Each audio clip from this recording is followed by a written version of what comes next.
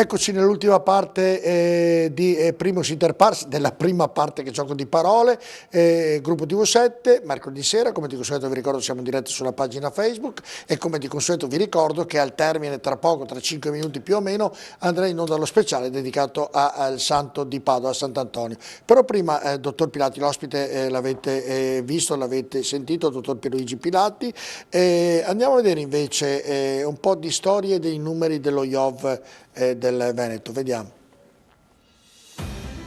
L'Istituto Oncologico Veneto è il primo e unico istituto del Veneto destinato in maniera specifica alla ricerca sul cancro e alla prevenzione, diagnosi e cura dei tumori. Voluto dalla Regione nel 2005, lo IOV si è affermato come centro di ricerca sanitaria e ospedale di alta specializzazione di rilievo nazionale e internazionale.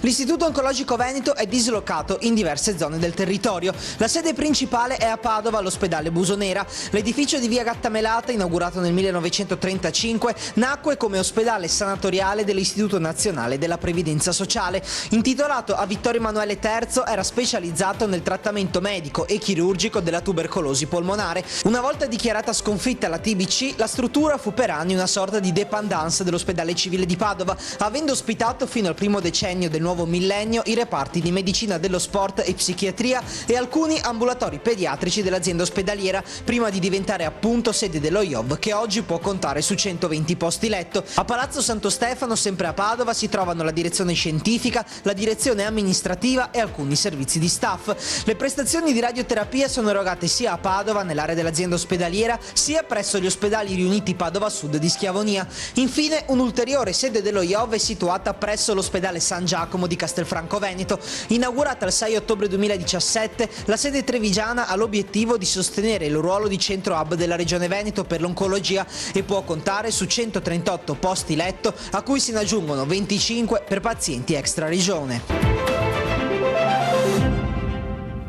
Ecco, allora abbiamo visto lo IOV del Veneto, il dottor Pilati lavora a Castelfranco, prima lavorava ovviamente a Padova, delle volte viene anche a Padova, quindi conosce bene sì, due entrambe. volte alla settimana vengo a Padova per fare endoscopie. A Castelfranco va tutto bene? Sì, va molto bene, mi trovo molto bene, sì. E quindi proseguirà. Piena collaborazione con. Anche se i pazienti vorrebbero tutti che lei tornasse un po' a Padova, è un po' richiesto da tutte le parti, sia di qua sia di là. Va bene, siamo arrivati in conclusione.